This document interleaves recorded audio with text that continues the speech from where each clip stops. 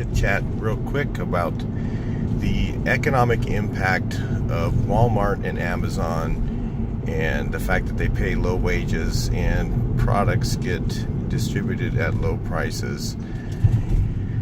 How does that affect jobs and things like that? A lot of people say that Walmart, because they pay such terribly low wages, is actually bad for the economy and not good for growth. Same thing they say about Amazon, and so they don't buy from them because of that reason. So let's talk about this a little bit and talk about the supply chain and exactly how this could affect positive or negative in the economic growth. So when you look at it from just the retail standpoint, Amazon, and when you talk about retail wages, you talk about retail wages being paid out for Amazon employees and Walmart employees, it's kind of grim.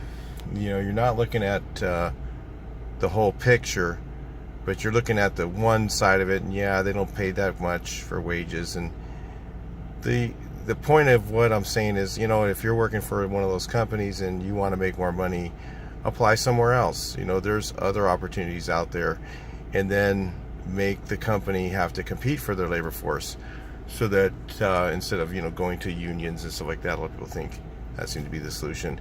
Make them compete for their labor force so that you have a say that way.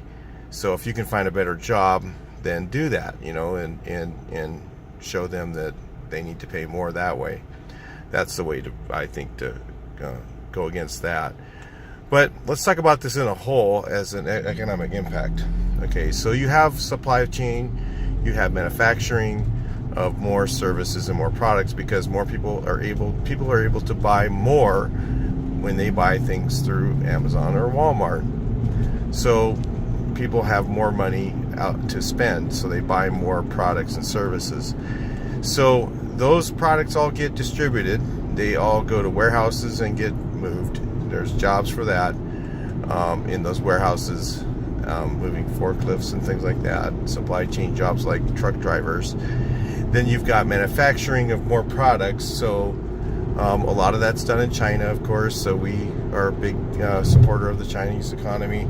But there are still a lot of things, if you look at it percentage-wise, regardless of if they were bought through Walmart or through Target or through anywhere else, you're looking at, the percentage-wise is pretty much the same no matter where you buy things. It's typically, more of it, of course, is in China and some in Taiwan, and then you have a lot of manufacturing done in Japan, and then there's the United States. So if there's more products being manufactured across the board in all areas, of course, because the percentages are pretty much the same no matter where you buy things, then you have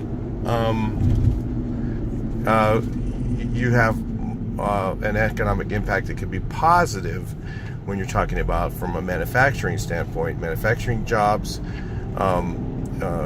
equipment to repair, and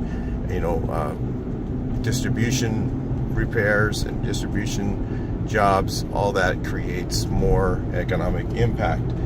So when people think that they don't just want to buy, they just don't want to buy from Walmart because their employees aren't paid very well, it's really not the whole picture. I'm not saying that it is 100% positive to buy from Walmart, but the whole picture is not as grim as people seem to think it is. When you look at the whole picture, it's actually, the same. It's not much different, because you get more manufacturing jobs, you get more distribution jobs, you have more warehouse jobs because of more distribution and more products. And the retail side of it is not very good, but the overall economic impact is a wash.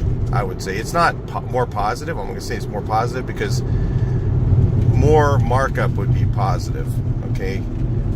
But all around, it actually is a net wash. So anyway, if you're one of those people that's really negative on that, maybe you should take more of a neutral standpoint and look at, you know, the whole picture. All right, so I'll talk to you guys in the next video. Please like, share, and subscribe.